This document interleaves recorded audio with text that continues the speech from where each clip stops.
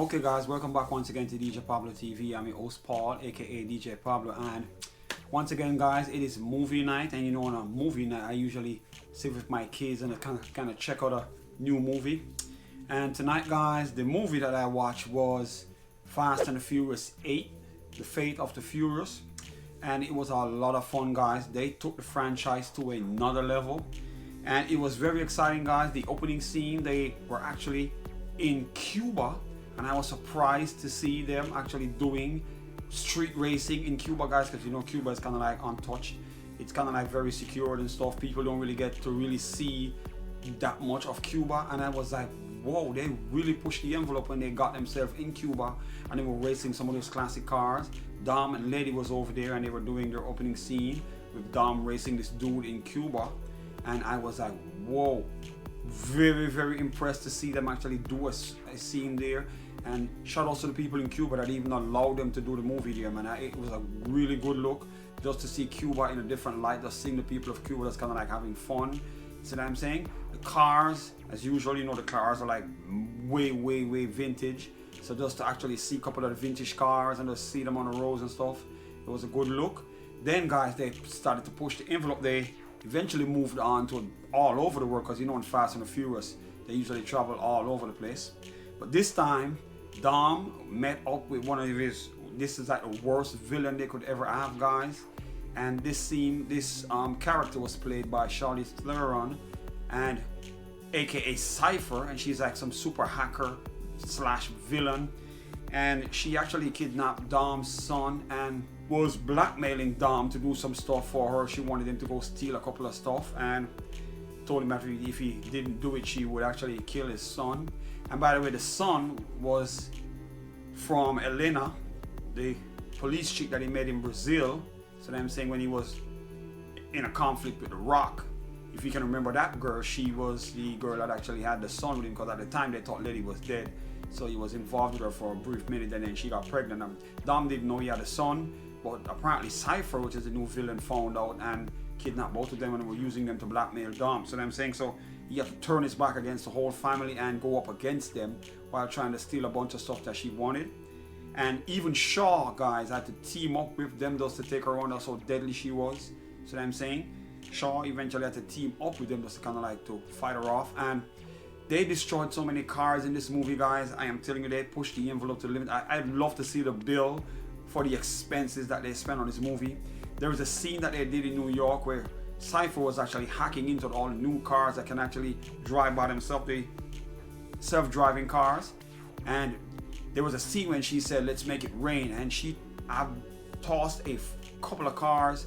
They just had some cars just driving off out of some buildings and just landing on the road guys. And just for that one scene to make it rain cars from the sky, they actually drove a couple of cars just right off like a 10-story building and just landed on the road. And I think they totaled like maybe 50 cars just to do that scene. I was at home holding my head like this, Jesus Christ.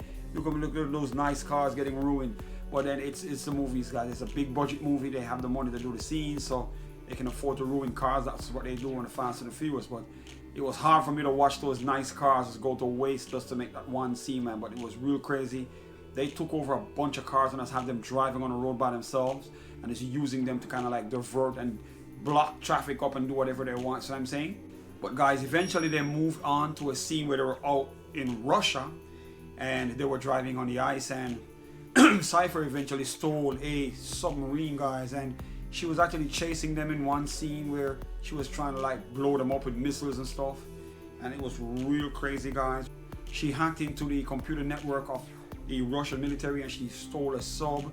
It was real crazy. As I said before, I would love to see the budget. The budget that they used to make this movie must be super huge, because the amount of effects and stuff and explosions and cars, they spent a lot of money to really record this movie. And you can't blame them for really going so hard, because at the end of the day, it's a Fast and the Furious. They have to outdo each movie before, and you know they always go big or go home when it comes to those movies. So at the end of the day, they pushed the envelope and they did it again, and I was very impressed.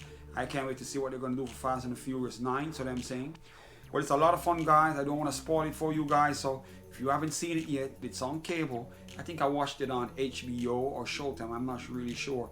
I was flipping through the TV channels and I saw it and I was like, let me go watch it. So I'm saying, but it is on cable if you're on an Xfinity or you're on maybe DirecTV or something. It is up on cable now, so you can probably go watch it on demand.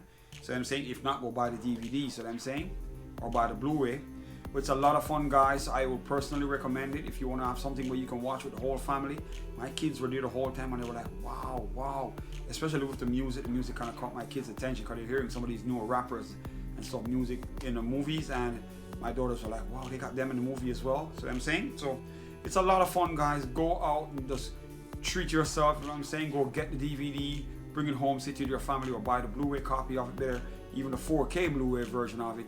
Sit with your family at home and you can just really enjoy it. So what I'm saying, and it's just to keep the legacy of Paul Walker alive. If you're a real Paul Walker fan, they actually named Dom's son was named Brian in the end of the movie, and I think that was a real good look. So what I'm saying, because at the end of the day, they're still trying to keep Paul's memory alive, even though he's passed and gone. So what I'm saying, he passed away. They still try to make sure they mention his name in some way or form.